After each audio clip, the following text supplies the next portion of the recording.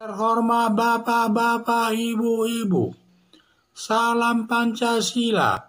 Bapak-Bapak, Ibu-Ibu yang melihat video saya ini, tolong jangan lupa subscribe, like, dan di-share. Sifatnya gratis. Pada hari Rabu tanggal 27 April tahun 2022 ini, saya akan mengomentari mengapa Ade Armando dirawat atau diopname di rumah sakit Siloam milik orang Kristen. Setelah pemukulan Ade Armando di depan gedung DPR, setiap memukul Ade Armando dikeroyok. Sebelum dipukul mengucapkan takbir, penista agama lalu dikeroyok. Berakibat Ade Armando mukanya lebam-lebam, bagian kepalanya mengeluarkan darah. Jalan pun harus dipapa polisi keluar dari lapangan.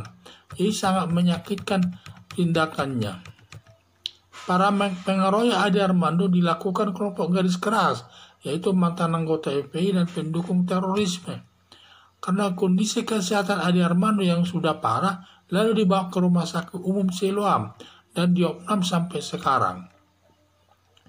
Yang menjadi masalah, mengapa Ade Armando dirawat di rumah sakit Siloam milik orang Kristen yang seharusnya dirawat di rumah sakit umum Islam, karena Ade Armando beragama Islam.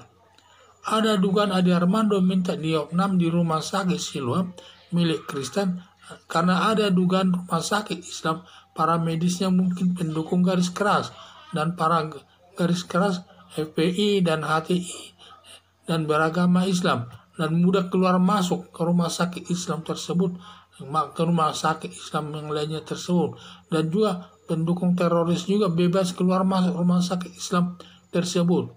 Walaupun Ade Armando beragama Islam, tetap tidak yakin terjamin keselamatan jiwanya di rumah sakit umum Islam, karena yang mengeroyok Ade Armando beragama Islam, pendukung garis keras. Tindakan pengeroyokan Ade Armando yang dilakukan kelompok garis keras dan pengobatannya di rumah sakit Siloam milik agama Kristen sama saja secara tidak langsung merusak nama baik agama Islam itu sendiri di kalangan umat muslim sendiri, dan juga diduga umat muslim yang demokrat tidak mau berobat di rumah sakit Islam, akan mencari rumah sakit non muslim.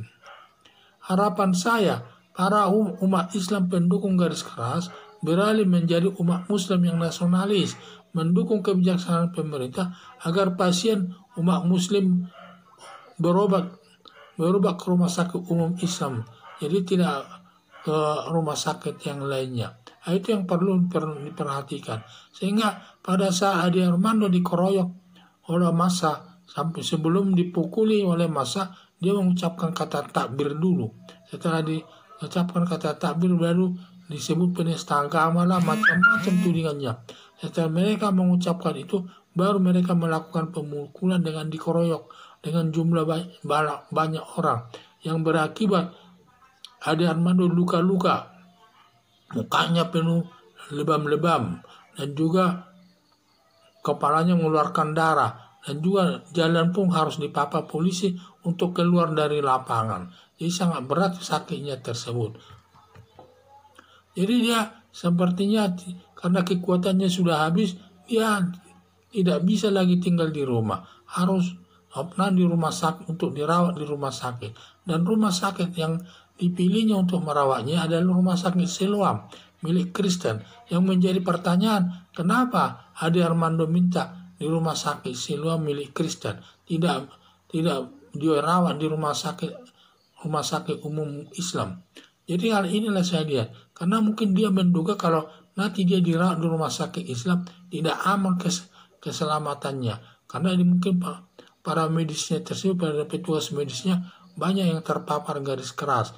Di samping itu juga kelompok FPI, kelompok daripada HTI maupun terorisme akan bebas keluar masuk rumah sakit Islam tersebut. Sehingga dia memilih diopnam di rumah sakit Siloam milik orang Kristen tersebut.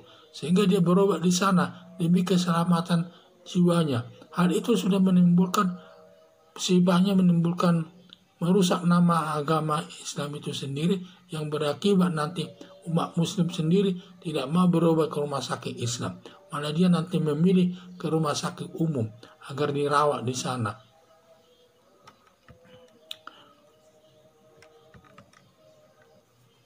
Jadi itulah saya lihat. Jadi ada dugaan sementara ini Ade Armando ini mau dirawat di rumah sakit Siloam karena padahal rumah sakit Siloam itu milik orang Kristen. Diduga mungkin kalau dia nanti dirawat di rumah sakit Islam tidak aman karena nanti kelompok teroris, kelompok garis keras dan juga akan bebas masuk ke rumah sakit tersebut dan bisa membahayakan keamanannya dan kesehatannya kalau dia berobat di rumah sakit Islam tersebut. Mungkin mereka tidak bisa menyusup lagi masuk ke dalam untuk menghabisi Ade Armando tersebut. Nah, ini berdampak jelek ini kepada agama Islam.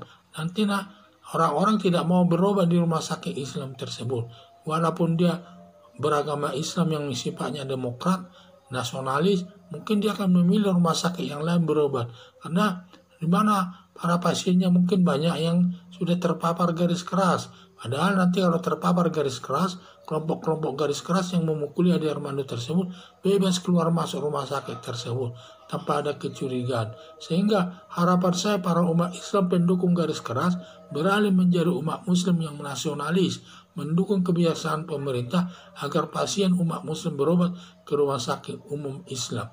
Sekian dan terima kasih.